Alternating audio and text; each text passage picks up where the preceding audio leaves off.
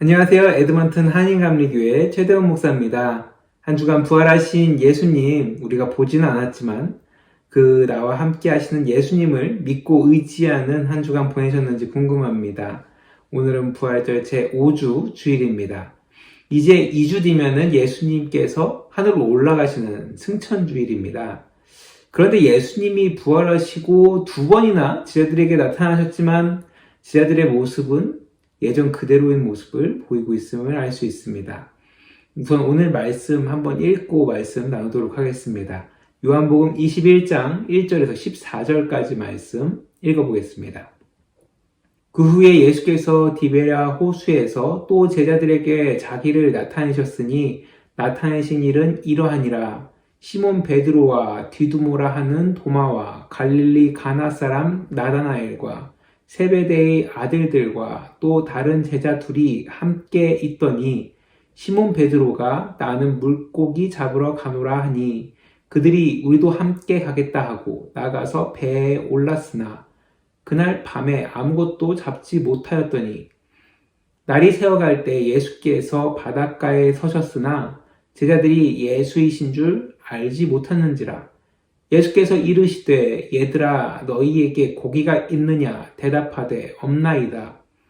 이르시되 그물을 배 오른편에 던지라 그리하면 잡으리라 하시니 이에 던졌더니 물고기가 많아 그물을 들 수 없더라.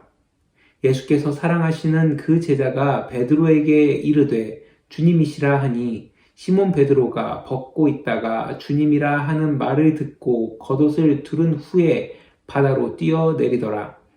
다른 제자들은 육지에서 거리가 불과 한 50칸쯤 되므로 작은 배를 타고 물고기 든 그물을 끌고 와서 육지에 올라 보니 숯불이 있는데 그 위에 생선이 놓였고 떡도 있더라. 예수께서 이르시되 지금 잡은 생선을 좀 가져오라 하시니 시몬 베드로가 올라가서 그물을 육지에 끌어 올리니 가득히 찬 물고기가 153마리라. 이같이 많으나 그물이 찢어지지 아니하였더라. 예수께서 이르시되 와서 조반을 먹으라 하시니 제자들이 주님이신 줄 아는 고로 당신이 누구냐 감히 묻는 자가 없더라. 예수께서 가셔서 떡을 가져다가 그들에게 주시고 생선도 그와 같이 하시니라. 이것이 예수께서 죽은 자 가운데서 살아나신 후에 세 번째로 제자들에게 나타나신 것이라. 아멘. 오늘 말씀을 읽어보면 바로 한 가지 의문이 드실 겁니다. 분명 예수님이 부활하시고 제자들에게 두 번씩이나 보이셨는데 제자들은 왜 다시 갈릴리 디베랴 호숫가에 왔을까? 저는 이 상황이 좀 어렵게 이민하는 분들의 경험하는 문제와 비슷하다라고 느꼈습니다. 고향을 떠나서 다른 나라에 이민해서 생활하려면 체류 문제가 가장 큰 문제죠. 그러다 보니 그 나라에 체류하기 위해 영주권을 받으려고 애쓰는 경우들을 보는데 이것이 쉽지 않아서 참 힘들어하는 그런 가족들의 모습을 보게 됩니다. 저도 캐나다 와서 7년이라는 시간을 보내고 어렵게 영주권을 받을 수 있었는데요. 영주권을 받기 전에는 영주권만 받으면은 이곳에서의 생활이 완전히 달라질 것처럼 느껴집니다. 하지만 받아보신 분들 아시겠지만 막상 영주권을 받으면 체류에 관한 보장을 받았을 뿐이지 삶의 상황이나 자신이 처한 상황이 별로 변하지 않는 것을 보게 됩니다. 전보다는 상황이 낫긴 하지만 당장 큰 변화는 없기 때문에 좀 허무함을 느낀다는 분들, 또 실망하시는 분들도 보게 됩니다. 베드로와 제자들도 이와 같았을 것 같습니다. 예수님이 부활하셔서 제자들에게 두 번씩이나 나타났지만 제자들은 자신들의 상황이 좀 변하지 않는 것을 느꼈을 겁니다. 맨 처음 예수님이 나타나셨을 때 제자들은 큰 기대를 했을 겁니다. 아마 예수님이 죽으시면서 포기했던 이 땅의 메시아, 다시 말해 로마를 무너뜨리고 유대민족을 다시 세울 왕에 대한 기대를 했을지도 모릅니다. 하지만 예수님은 이 땅의 왕으로 오시고 부활하신 것이 아니죠. 무엇보다 부활하신 예수님은 잠깐 나타나실 뿐 제자들과 계속 계시지 않으셨습니다. 계속 계시면서 부활하신 증거도 보여주시고 또 예수님을 믿지 않던 사람들한테 나타나셔서 그들을 꾸짖고 회개시키셔야 할 것 같은데 그렇게 하지 않으니까 제자들은 더 답답한 상황 가운데 있었을 겁니다. 예수님의 부활을 경험했지만 지금의 삶의 상황 아무것도 변하지 않았습니다. 오히려 제자들은 예수님을 만나기 전의 상황이 더 나은 것처럼 느껴졌을 겁니다. 몸은 고됐지만 그냥 아무 고민 없이 일하면서 내가 먹고 사는 문제 해결하면서 사는 것이 낫겠다라고 생각했을지 모르죠. 결국 베드로와 몇몇 제자들은 자신이 예전에 있었던 갈릴리 바닷가로 돌아와서 그물을 던지기로 합니다. 하지만 3년 정도 어부의 일을 그만둬서 그런지 베드로와 제자들 밤새도록 그물질을 해도 아무것도 잡지 못하죠. 그때 누군가 나타나서 그들에게 묻습니다. 물고기를 얼마나 잡았느냐? 이에 아무것도 잡지 못했다라고 이야기하자 그 물어봤던 사람이 너희 오른편에 그물을 던지라 라고 이야기합니다. 그러자 수많은 물고기가 잡히는데 이때 요한은 그 사람이 예수님이라는 것을 깨닫게 되죠. 그리고 예수님이 다시 나타나셨다라고 베드로에게 귀뜸해 줍니다. 이래들은 베드로는 배가 물가에서 꽤 떨어져 있음에도 물로 뛰어들어가서 예수님께 나아갑니다. 아마 베드로는 이러한 상황이 낯설지가 않았을 겁니다. 우리는 예수님이 사역을 시작하면서 제자들을 부르실 때 베드로를 부르셨던 장면을 다 알고 있죠. 누가복음 5장에 보면은 그것이 나오고 있는데요. 우리 누가복음 5장 4절에서 5절 말씀 한번 보도록 하겠습니다. 말씀을 마치시고 시몬에게 이르시되 깊은 데로 가서 그물을 내려 고기를 잡으라. 시몬이 대답하여 이르되 선생님 우리들이 밤이 새도록 수고하였으되 잡은 것이 없지만은 말씀에 의지하여 내가 그물을 내리리다 하고 그렇게 하니 고기를 잡은 것이 심히 많아 그물이 찢어지는지라. 아멘. 예전에도 베드로는 밤새 그물을 던졌지만 물고기를 한 마리도 낚지 못했습니다. 그러한 상황 가운데 예수님, 목수이신 그 예수님이 오셔서 베드로에게 다른 곳에 그물을 던지라고 이야기하시죠. 그리고 그 말씀에 따라 베드로가 다시 그물을 던졌을 때 그물이 찢어질 정도로 많은 물고기를 낚게 됩니다. 지금 상황에서 베드로는 예수님이 처음 자신을 찾아오셨을 때, 부르셨을 때의 그 기억이 났을 겁니다.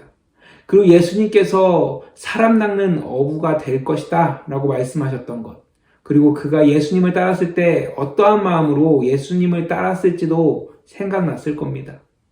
쉽게 말해서 예수님을 처음 만났을 때 그 마음이 떠올랐을 것이라는 거죠. 그렇다면 베드로의 첫 마음 어땠을까요? 갈릴리 어부가 되기까지 어떠한 일들이 있었는지 우리는 알 수 없지만 베드로와 제자들은 분명 예수님을 따라 그의 제자, 예수님의 제자들을 모으고 예수님의 말씀에 따라서 예수님이 이루려는 그 왕국을 세우려는 큰 뜻을 품었을 겁니다. 하지만 예수님이 이루려 했던 왕국과 자신들이 생각한 왕국이 다름으로 인해서 실망하게 되고 예수님의 부활로 그 왕국에 대한 희망이 다시 생기긴 했지만 부활의 능력을 나타내시지 않는 그 예수님의 모습, 그로 인해서 예전과 별로 달라지지 않은 이 모습에 정말 많은 것들이 실망이 되고 포기되는 그런 상황이었을 겁니다. 결국 모든 것을 포기하고 원래의 자리로 돌아온 현재 베드로의 그 모습 가운데 예수님이 다시 찾아오셔서 베드로에게 나타나시는 것이죠. 그 예수님께 다가가면서 처음 마음이 생각나는 그 상황들 가운데서 예수님께 나아가면서 베드로는 어떠한 생각을 했을까요? 아이러니하게도 이러한 모습, 지금 우리들의 모습과 별로 다르지 않죠.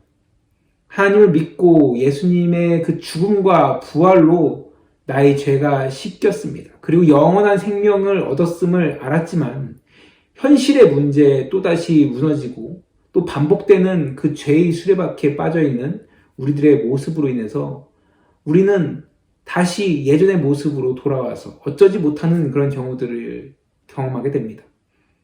바라기는 우리가 이러한 상황 가운데 있다 할지라도 항상 우리에게 다시 찾아오시는 예수님을 좀 기억했으면 좋겠습니다. 지금 우리에게 찾아오셔서 처음 마음을 기억하게 하시는 하나님의 놀라운 은혜가 있기 때문에 우리가 이 땅에서 살아가면서 비록 세상 가운데 반복되는 문제들이 있지만 다시 예수님을 의지할 수 있다라는 것이죠. 별로 달라진 거 없어 보이고 예전의 모습으로 다시 되돌아간 우리의 모습이 있지만 우리는 분명히 변했습니다. 바로 내가 예수님을 경험했고 조금만 눈을 들면, 조금만 생각해 보면 우리가 그 자리에서 손을 모으고 눈을 감고 기도하면 지금도 우리와 함께 하시는 예수님을 발견할 수 있다는 것이죠.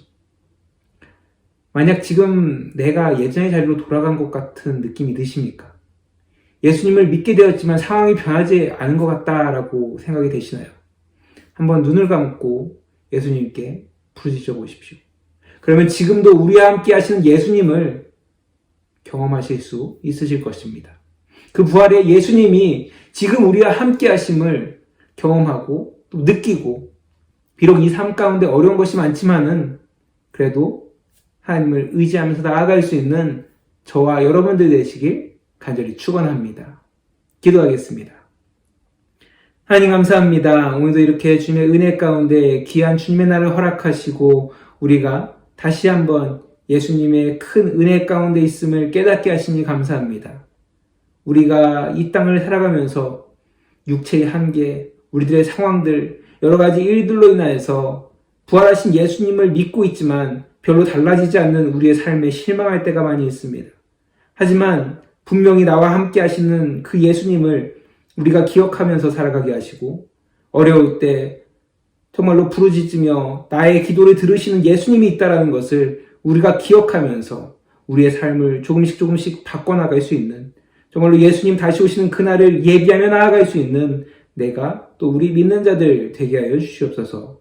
주님께서 함께해 주실 것을 믿사오며 예수님의 이름으로 간절히 기도드렸습니다. 아멘.